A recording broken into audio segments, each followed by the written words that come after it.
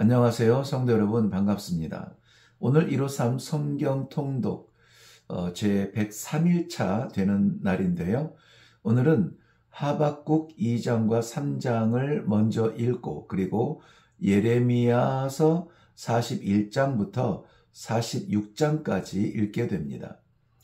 먼저 하박국 제 2장의 내용을 살펴보면 하나님의 진노가 6절에서 8절을 보면 노략질하는 자, 9절에서 11절 보면 그릇된 확신으로 사로잡힌 자, 12절부터 14절 보면 허무하며 공허한 자, 15절부터 17절에는 분노하는 자, 18절부터 20절은 우상 숭배하는 자에게로 향하고 있습니다.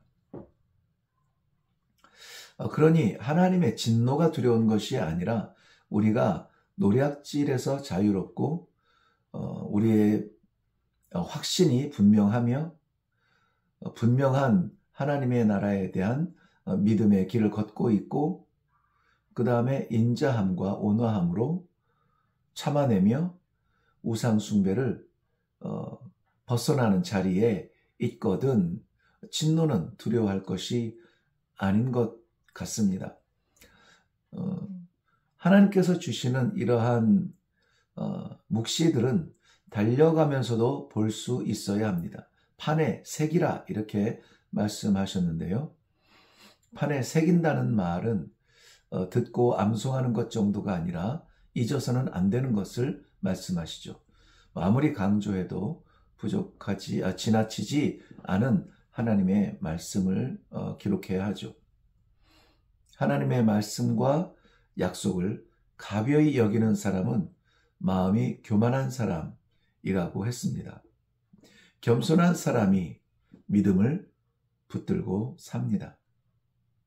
믿음이라는 것은 내가 하나님을 붙들고 있는 것이 아니라 하나님이 나를 붙들어 주시는 것입니다.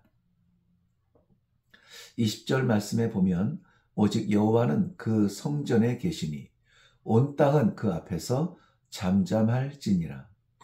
여호와 하나님을 성전에 가두지 않았다면 우리의 사는 모든 자리마다 하나님의 영광이 나타나게 될 것입니다. 가릴 수 없는 영광이죠. 숨길 수 없는 영광입니다. 하박국 제3장입니다. 하박국 선지자의 뛰어난 성전 시와 같은 느낌인데요. 하나님께 대한 진실하고 신실한 믿음을 기둥으로 세워놓은 성전의 모습입니다. 질문에서 시작한 선지자의 기도는 하나님의 긍휼을 간절한 마음으로 구하고 있습니다. 주의 백성을 버리지 아니하실 것을 믿음으로 간구합니다. 악인을 치시고 백성을 구하시기에 합당하신 그리고 능력 있으신 하나님을 인정하고 있습니다. 17절부터 18절 보시면 비록 이렇게 시작하며 그러나 이렇게 진행이 되죠. 이러한 구절들이 좀 눈에 띄고 이런 것은 좀 강조하면서 읽으면 좋겠습니다. 소리를 내서 읽는 거 좋겠죠? 비록 무화과 나무가 열매를 맺지 못해도 밭에 식물이 없으며 우리의 양이 없을지라도 나는 여호와로 인하여 즐거워하리로다. 너무 잘 아는 말씀인데요. 아는 것이 아니라 이러한 삶이 되도록 그리고 이것이 삶에서 우러나오는 우리의 간증이 되도록 힘쓰시기를 바랍니다. 예레미야서 41장으로 건너갑니다. 느다냐의 아들 이스마엘 결국 미스바에 이르러 그다리아를 죽이고 바벨론의 군사까지 죽입니다.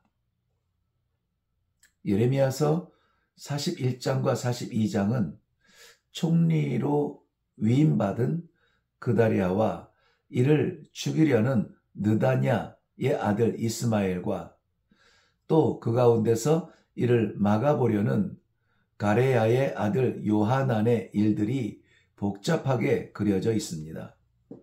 어떻게 보면 삼국지 같은 그런 장면들이 보여지는데요. 성경에도 여전히 있고 우리가 사는 이 한국 땅에도 여전히 지금도 있고, 그리고 제가 섬겼던 아프리카의 작은 부족 안에도 여전히 이런 관계들은 있더라고요. 그러니 지상의 천국을 이룬다는 말은 허황된 말이 아닌가. 그래서 더욱 하나님의 나라를 사모하는 그러한 믿음을 붙들어야 되겠다 하는 생각이 듭니다. 7절과 9절의 내용에 의하면 결국 이스마엘은 그다리아와 그와 함께한 사람들을 다 죽입니다. 나머지를 백성이 잡고 암몬 자손에게로 가려고 합니다. 10절에 놀라운 이 변화가 일어나죠. 요하난이 이 소식을 듣고 이들과 싸우려고 가다가 기브온의 강가에서 만나게 되는데요. 포로들은 돌려주고 이스마엘은 암몬 왕에게로 갑니다. 그들은 다시 애굽으로 가려고 길을 떠나서 베들레헴 근처에 머물게 되는데요. 42장에 넘어가 보면 요하난과 여사냐 및 백성들은 예레미야에게 나와서 하나님의 뜻을 물어달라고 기도를 요청합니다. 하나님의 뜻을 따라 길을 가며 할 일을 하겠다는 것인데요. 보면은 하나님의 기도의 응답이 열흘 후에 10일 후에 9절부터 10절에 보면 이 땅에 머물러 살면 살고, 13절 14절 보면 이 땅을 떠나 애굽으로 가리라 하면 거기서 죽으리라. 하나님의 응답이 주어졌습니다. 어떻게 해야 할까요? 예레미야서 43장입니다. 이스라엘 백성들은 그곳에 머무르리라는 말씀을 받았을 때에 하나님의 말씀에 무엇이든지 순종하겠다고 했음에도 불구하고 그들은 불순종합니다. 애굽이 더 안전하게 여겼다고 느낀 것이죠. 그들은 예레미야와 바룩을 동행하게 됩니다. 잘못된 판단에 어그러진 길을 가지만 그들의 영혼과 그들이 맞닥뜨릴 그 애굽에서의 고난들, 이런 것들이 염려가 되어서일까요? 그 길에 동행을 합니다. 그러나 하나님께서 예언하신 대로 15절부터 18절 이르기까지 바벨론 왕의 원정군이 애굽까지 따라옵니다.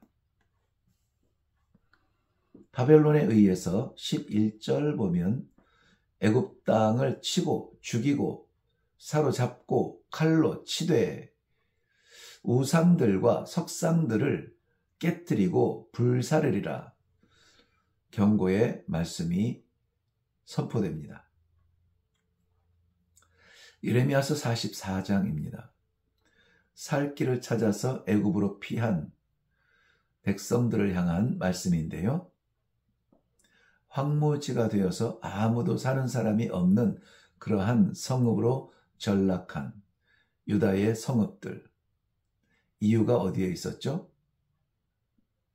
왜 이렇게 피폐하게 됐나요? 3절 말씀에 보면 그 이유를 우상 숭배라고 말하고 있습니다. 우상 숭배의 모든 행위를 9절에 보시면은 악행이라 이렇게 단정합니다. 악행이라. 끊임없는 말씀에 기회를 주시지만 돌이키지 않는 강팍한 마음들, 돌처럼 굳어진 마음들, 변하지 않는 마음들. 자신들은 살기 위한 최선의 선택이라 여겼지만 자신들이 선택한 그 길, 12절 보면 죽음과 저주, 놀램과 조롱, 수치의 대명사가 됩니다. 13절과 27절에 의하면 칼과 기근과 전염병으로 남은 자가 없게 될 것이라고 말씀하고 있습니다. 예레미야서 45장입니다. 여호야김 시대에 예레미야가 부르고 바룩이 기록한 내용입니다. 36장에 기록한 내용과 연관이 있겠죠. 예레미야가 친히 기록하지 못했던 내용도, 그 배경도 아마 기억하실 줄로 믿는데요. 3절 말씀 보면 여호와께서 내 고통에 슬픔을 더하셨다. 고통스러운데 거기에다가 슬픔을 더하셨다. 고통과 슬픔은 다른 거죠. 네. 고통스럽지만 슬프지 않게 이겨낼 만한 고통이 있죠. 고통스럽지는 않지만 슬플 수가 있어요. 그런데 예레미야의 지금 현 자리는 고통스러운데 슬픔까지 더하셨다는 겁니다. 그렇지만은 이 슬픔과 고통이 하나님의 목적이 아니라면 그 과정을 견디고 인내하여 더 평안한 위로의 시간과 공간에 평안이 있기를 바랍니다. 이후에 마지막 52장까지는 이방 나라들과 하나님의 백성을 향한 하나님의 진노를 기록한 내용입니다. 하나님의 말씀은 구원의 약속도 이루시거니와 반드시 이루시죠. 또 책망과 심판의 말씀도 동일하게 이루십니다. 옥에 갇혔어도 입을 닫을 수 없었던 그 열정과 마지막 순간까지 모든 고통을 눈물로 하나님 앞에 호소하는 기도의 자리. 우리는 예레미야 선지자를 통해서 많은 것을 배울 수 있기를 바랍니다. 예레미야서 46장입니다. 열국에 대한 예언의 성취가 시작이 되는데요. 애굽부터 시작합니다. 이후의 내용이 계속 확장이 됩니다마는 애굽에 대한 그 내용은 전쟁에 의해서 격동이 일어나고 파괴될 것을 말씀하고 있죠. 불가항력적인 애굽의 침공이 아주 생동감 있게 묘사가 되었습니다. 그럼에도 불구하고 하나님은 그의 백성은 잊지 않으십니다. 28절 오늘 결론처럼 마음에 새겨지기를 바라는데요. 내 종 야곱아, 내가 너와 함께 있나니 두려워하지 말라. 내가 너를 흩었던 나라들은 다 멸할지라도 너는 사라지지 아니하리라. 아멘. 우리 모두가 험난한 세상에 괴로운 신앙의 믿음의 길을 고독하게 걷고 있지만 우리는 이렇게 짓밟힐 존재가 아니요 마지막 날 하나님 앞에 영광스럽게 일어날 존재들, 우리 하나님께서 두 팔 벌려 환영하실 그러한 소중한 존재라는 자신의 자존감을 가지고 오늘도 성도로 살아갈 수 있기를 주님의 이름으로 축복합니다. 수고하셨습니다.